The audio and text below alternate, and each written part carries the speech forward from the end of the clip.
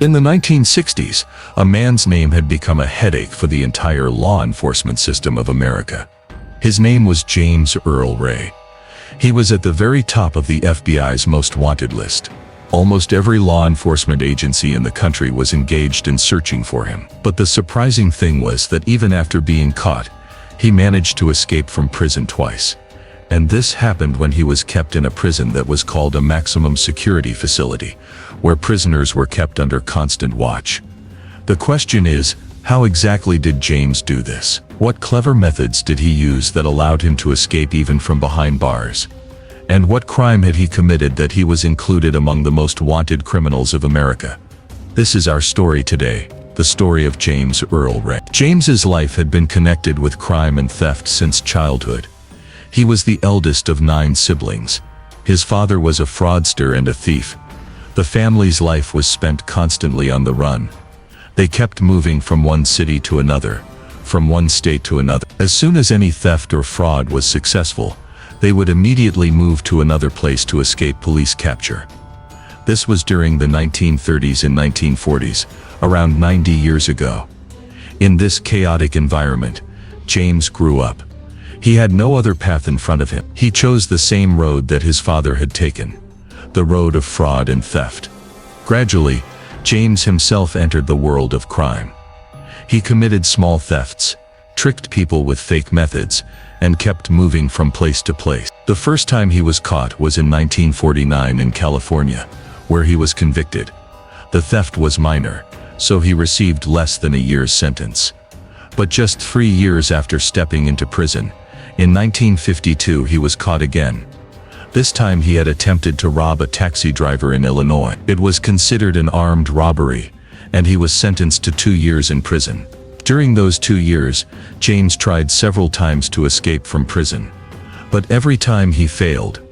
Eventually he served the full sentence and was released. Perhaps some might have expected that by then he would have reformed. But for James, prison was nothing more than a temporary obstacle, not a lesson. Just a few months after being released, in 1955 he was caught again. This time he was arrested in Missouri. He was accused of trying to steal checks through the mail. In America, this was considered a federal crime. The result was that he was sentenced to 4 years in prison. During this time too, James attempted several prison breaks, but every time he failed, he had to serve his entire sentence. A few months after coming out of prison, in 1959 he was arrested once again. This was his 4th arrest. This time he had committed another armed robbery. But the interesting thing was the amount for which he committed such a major crime. In today's value, that would be about. The amount was not very large, but James's past criminal record and his repeated offenses made the court strict. The judges believed that if every time he came out of prison he committed a new crime, then he was a serious threat to society. Someone could easily get hurt in his robberies, and maybe even killed. For this reason, this time the court sentenced him directly to 20 years. In 1959, James was sent to Missouri State Penitentiary. This prison was considered the largest and toughest in the state. It had the status of a maximum security prison. Escaping from here was thought to be almost impossible. But James's mind was always busy with escape plans. For years he remained consumed with the thought of how he could get out of this prison. After spending about 8 years in prison, in 1967, he finally thought of a way that he believed would surely work. At that time, James worked in the prison bakery. This bakery was not just for the inmates. It also supplied bread in large quantities outside the prison. Every day a truck would arrive, bread would be loaded onto it, and it would be sent to different parts of the city. For many years James had worked in this bakery, and had developed good relationships with other prisoners who worked there. He knew that if he ever wanted to escape, he would need their help. His plan was to hide inside the large wooden crates used for bread, and in this way he would get out of prison. He spent months thinking through this plan from every angle. When he was fully convinced that this method could work, he told his close inmate friends about it. Even though they would gain nothing directly from his escape, because of their friendship and trust in James, they decided to help him.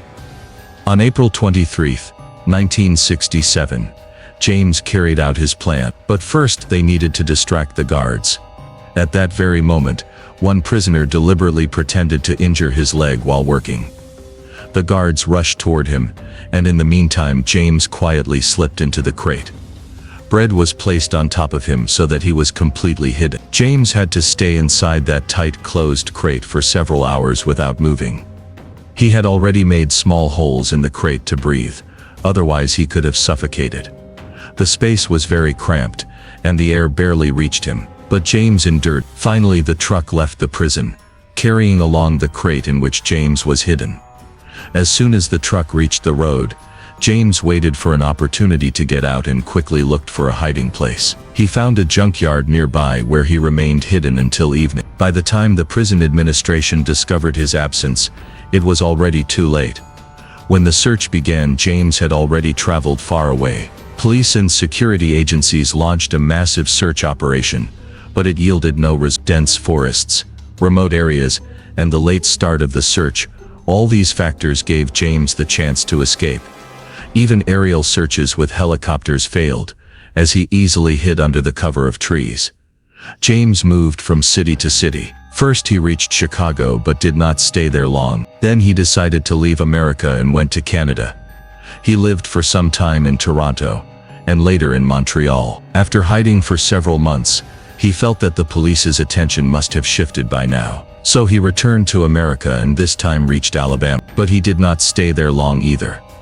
Sometime later he left America once again, and went to Mexico. In Mexico he tried strange and unusual jobs. He even dreamed of becoming a director of adult films. He remained hidden there for some time. But in March 1968, he returned to America again, this time deciding to stay in Georgia. Within 1 year of escaping from prison, James had traveled across all of North America. He was still wanted, but the search for him was not as intense anymore. At that time there were neither cameras everywhere nor mobile phones or the internet to track him. Because of this, finding such people in that era was very difficult. During this time James bought a Remington rifle with an X-zoom scope. He told the shopkeeper that he was buying it for hunting, but his real intention was something else. After purchasing the gun he went to Memphis, Tennessee. There he rented a room in a small house that was located across the street from the Lorraine Motel. On the evening of April 4, 1968, James opened the bathroom window of his room. Then he picked up the rifle and aimed at a man standing on the balcony of the motel. He fired one shot and the man fell immediately. The man James had shot was Martin Luther King Jr., one of the most important leaders of the 20th century. Martin Luther King was the biggest face of the African American civil rights movement and the voice of social change across America.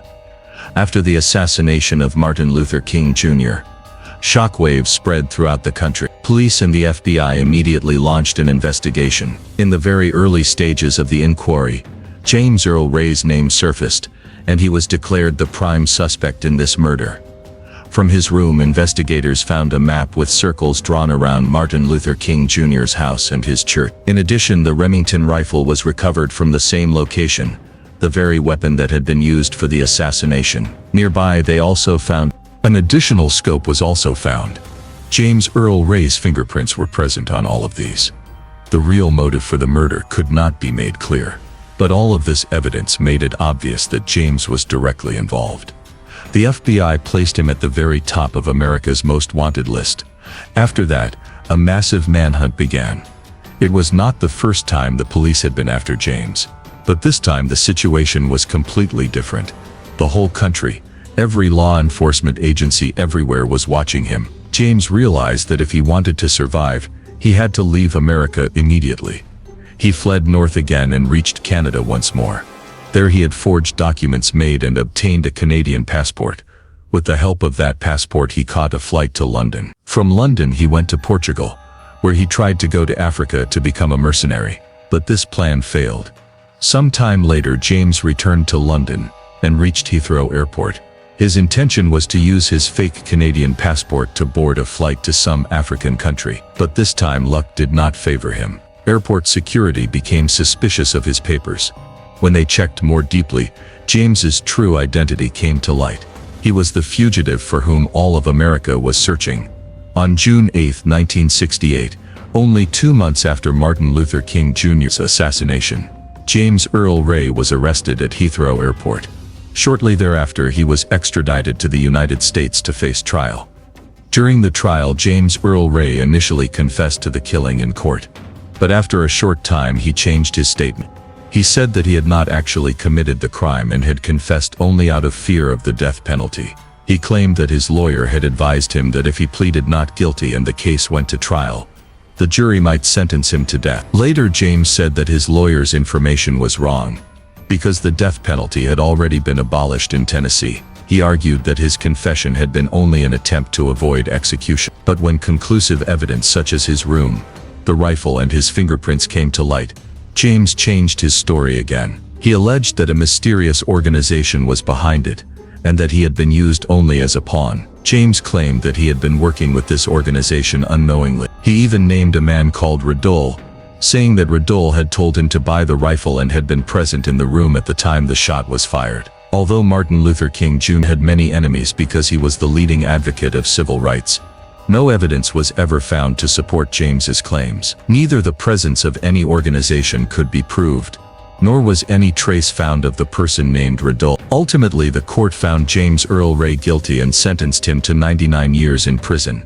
a sentence equivalent to spending nearly his whole life behind bars. He was sent to Tennessee's Brushy Mountain State Penitentiary. This prison was one of the state's most secure places. Brushy Mountain was no less than a fortress. The most dangerous criminals were kept here: rapists, murderers, and serial killers. The atmosphere was extremely harsh. A small mistake could cost an inmate his life.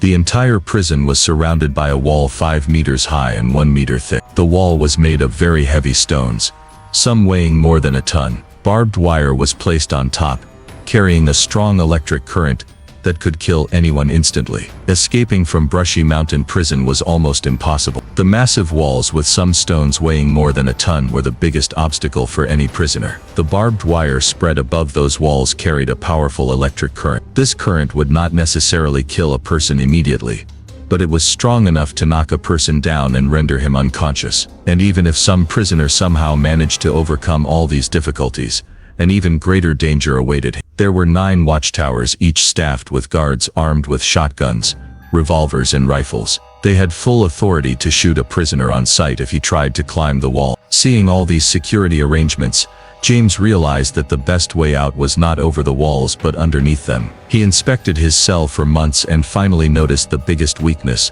a small ventilation hole. This hole was covered by a metal plate that had been tightly fixed into the concrete with screws. Removing the screws was not difficult, but the real problem was that the hole was very small. So small that a child or a cat might be able to pass through, but an adult man passing through it seemed impossible. But James was determined. Using a spoon, he slowly began to scrape away the concrete around that vent. The work was exhausting and took months. Imagine breaking concrete with just a spoon. Every night he patiently scraped a little, and before morning he found a way to hide his efforts. From the yard he mixed soil and toothpaste to create a kind of cement-like mixture. He filled the scraped area with this mixture so it would look as if the vent had never been touched. Then he reattached the metal plate tightly. During this time, James took another step. He deliberately began to lose weight. He knew that the thinner he became, the more easily he could squeeze through that small hole. After many months of continuous effort, he finally enlarged the vent enough to crawl through. Behind the vent there was a tangle of pipes connected to the prison's basic utilities: sewage, electricity, heating, and steam lines. These pipes ran under the entire complex. At the end of these pipes was a large ventilation fan used to expel the cell air outside. James had studied the prison's layout carefully. He guessed that if he could get past that large ventilation fan, he would come out directly into the main prison yard. The yard was the place where inmates were brought out during the day under supervision. At ground level there was a manhole cover there that looked exactly like the mouth of a sewer. James watched this manhole for months and estimated that the pipes under it probably ran straight to the power station. That power station supplied the prison with electricity and steam. If he could reach those pipes, there might be a way to get outside the prison walls. But reaching the yard during the daytime was impossible.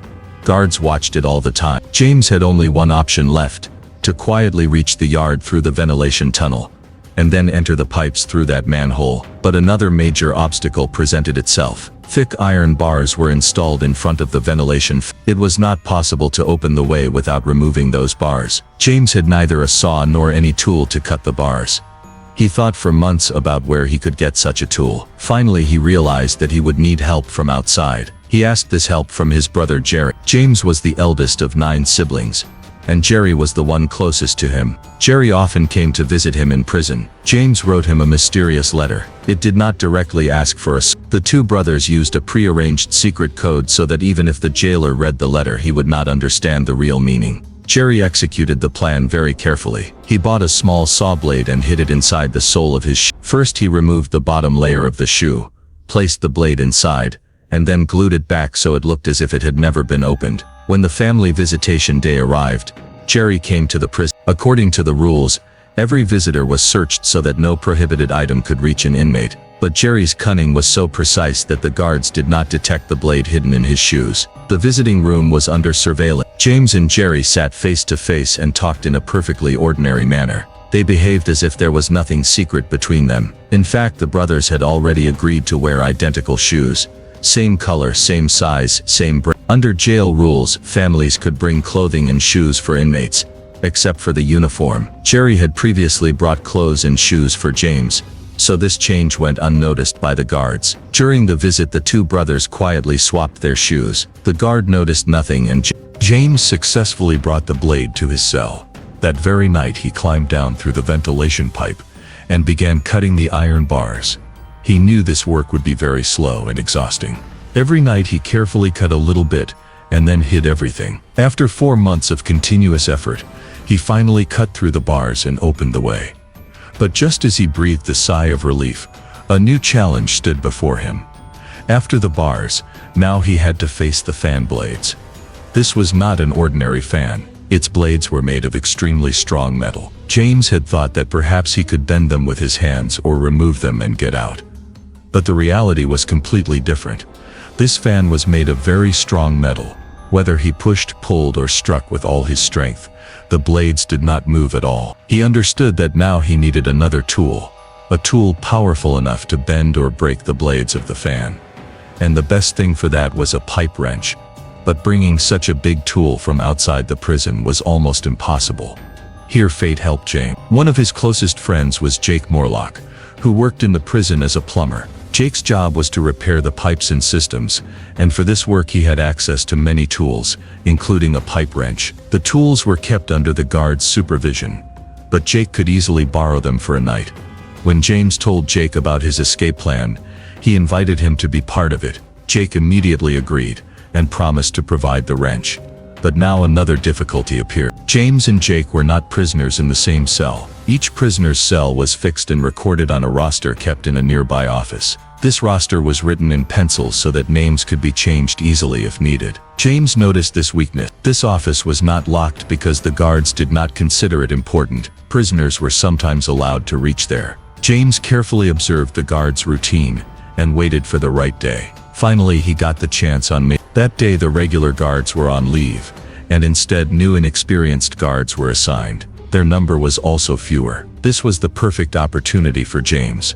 During recreation time, James quietly entered the office and erased the name written on the roster, writing Jake's name instead. That evening, when prisoners were sent back to their cells, the new guards relied on the altered roster. As a result, Jake was sent directly to James's cell. Both friends were now in the same cell. They waited the whole night and decided that their real step would begin at 2, because this was the time when the guards made their last round, and the next head count was in the morning at 6 a.m. As soon as the guards completed their round and moved ahead, James and Jake took the next step. They placed fake heads on their pillows, which they had prepared themselves. These were made in such a way that from a distance, it looked as if both prisoners were sleeping deeply. Even if a guard peeked in, he would not notice anything unusual. After that, both of them began to exit through the ventilation hole that James had been enlarging for months. Because Jake's body was large, it was extremely difficult for him, but somehow he managed to squeeze through.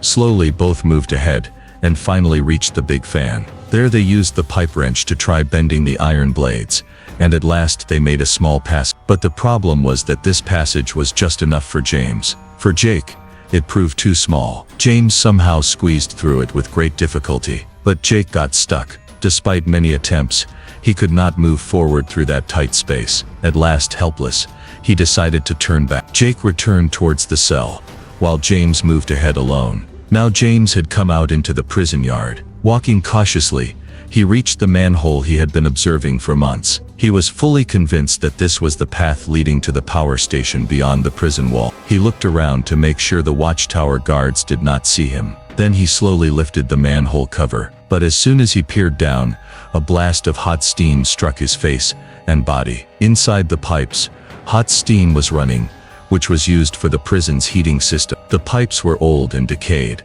Their insulation was not proper. As a result, extremely dangerous heat was escaping out. James's body immediately began to burn, and he realized that going down meant jumping straight into a pit of fire. As soon as James raised his head out of the manhole, the guards stationed in the watchtower saw him. The alarm was sounded instantly, and within moments he was caught. He was taken to a secure room in the prison for interrogation. When the investigation began, his entire plan was uncovered. The tampered ventilation, the blade hidden in the cell, Jake's help, and even the role of his brother Jerry all came to light.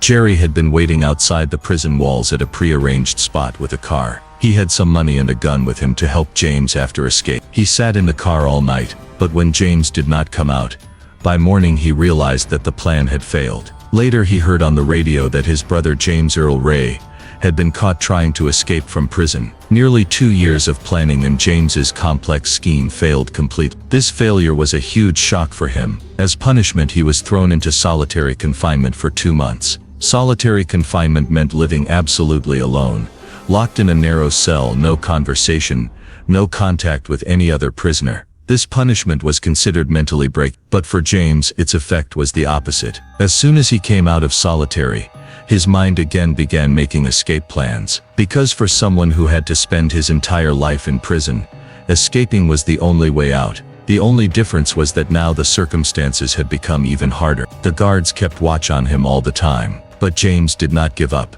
For years he kept searching for every weakness in the prison. He kept testing every small possibility. 2 years passed. Then, by 1976, almost 5 years after his first failed attempt, James was working in the prison laundry. There one day he saw that during repair, some old metal pipes had been replaced. These pipes, about 1 meter long each, were considered useless and left lying on the ground. No one even bothered to remove them. James quietly picked them up and hid them in the corner of the laundry behind a pile of clothes. At that time he did not know exactly how he would use them, but his inner voice told him they would be useful someday. Time passed.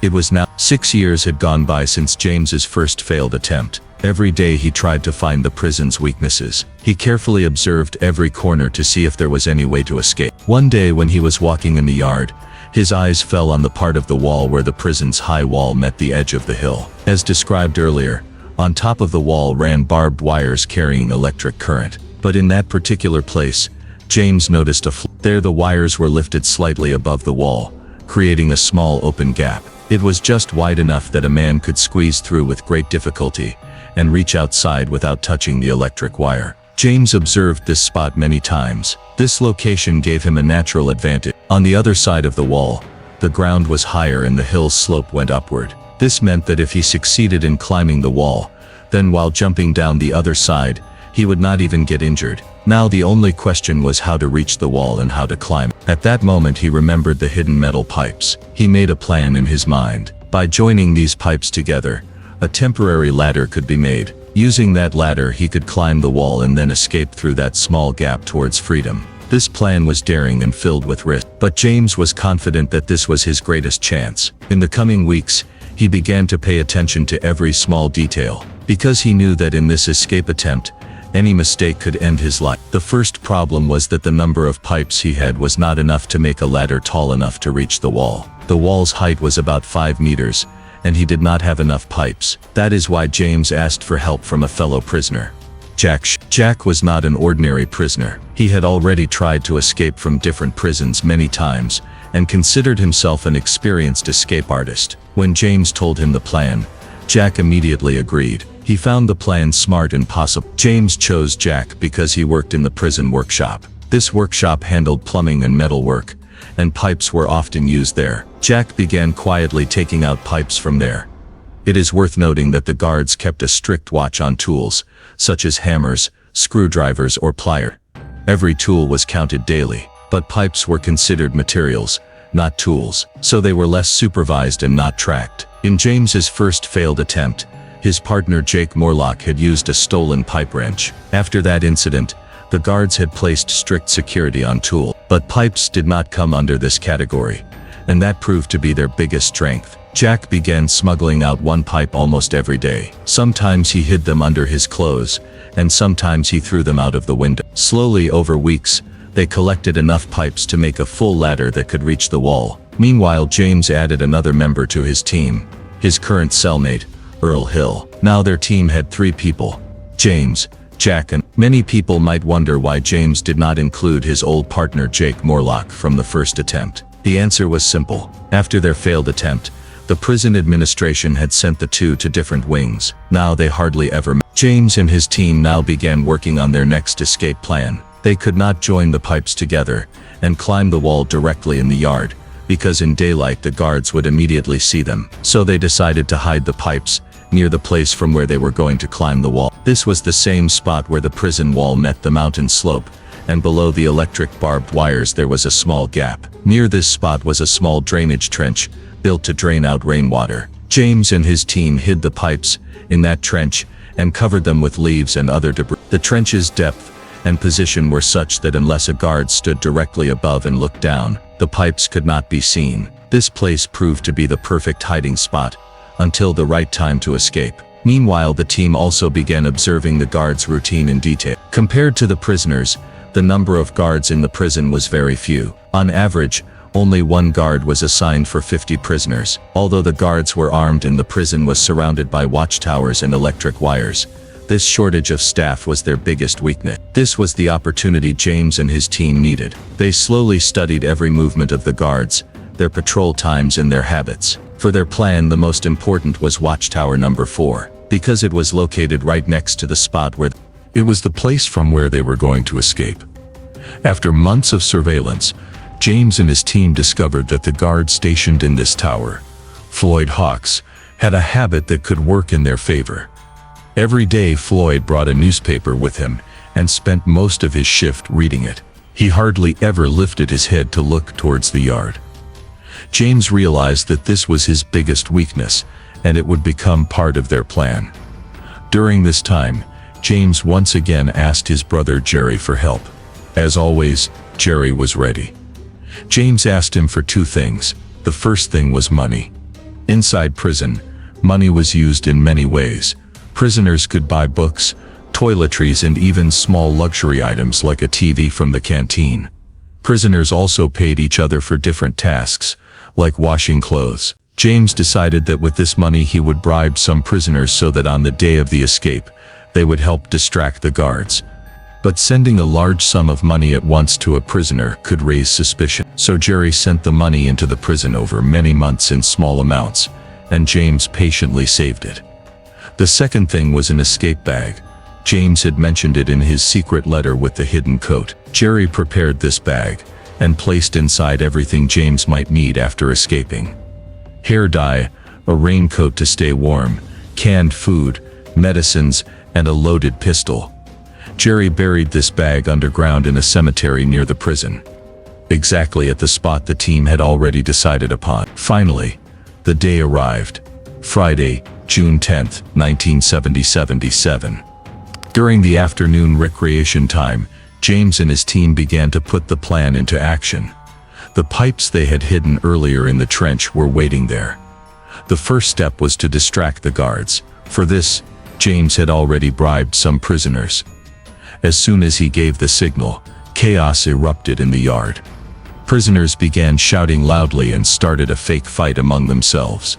The whole yard filled with commotion. The 3 or 4 guards present there became so entangled in stopping the fight that they could not pay attention to anything else. Meanwhile, James's eyes immediately turned towards watchtower number 4. As he had thought, guard Floyd Hawks was completely absorbed in his newspaper. He had no idea at all about the noise and chaos happening below. James understood that this was their chance. He and his team quickly ran towards the trench where the pipes were hidden. They pulled them out and began assembling the ladder. They had already practiced this assembly many times, so the entire work was done in less than a minute. On top of the ladder, an attachment like a hook was fixed so that once it reached the top of the wall it would catch firmly. As soon as the ladder was ready, James tested it first to ensure that it was stable. Now the moment had arrived for which he and his team had been preparing for months. James lifted the metal ladder and began to place it against the wall. But as soon as he raised it upward, a mistake happened. The upper part of the ladder went too high and touched the electric wire fixed on the wall. In the very next moment, a strong current surged through the entire ladder and with a violent shock threw James 3 meters back onto the ground. Seeing his condition, for a moment his companions thought he might have died. But after a while James slowly got up and steadied himself. His body was shaken, but his determination was not broken. Now the responsibility was taken up by Earl. He carefully grabbed the ladder and with measured movements, placed it properly against the wall. This time the hook fitted firmly, and the ladder was ready to climb.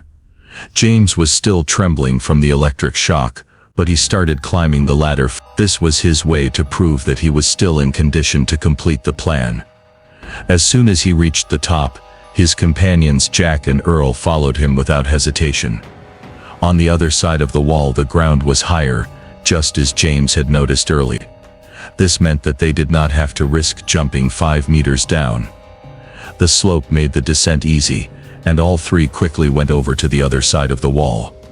But this escape did not go completely unnoted. Some prisoners present in the yard saw the commotion, and trying to take advantage of the opportunity, immediately climbed onto the ladder. In moments, 3 more prisoners also began escaping with them. Among them the last was David Powell, the prison cook, who was still wearing his white chef uniform. His bright white dress was visible even from afar, and it caught the eyes of the guard posted at Watchtower number 3. This guard was not careless like Floyd Hawks. He immediately raised his gun and aimed at another prisoner climbing the ladder. That prisoner, named Jerry Woods, was not fatally injured, but as soon as the bullet hit, he fell down and with him the entire ladder was pulled down as well.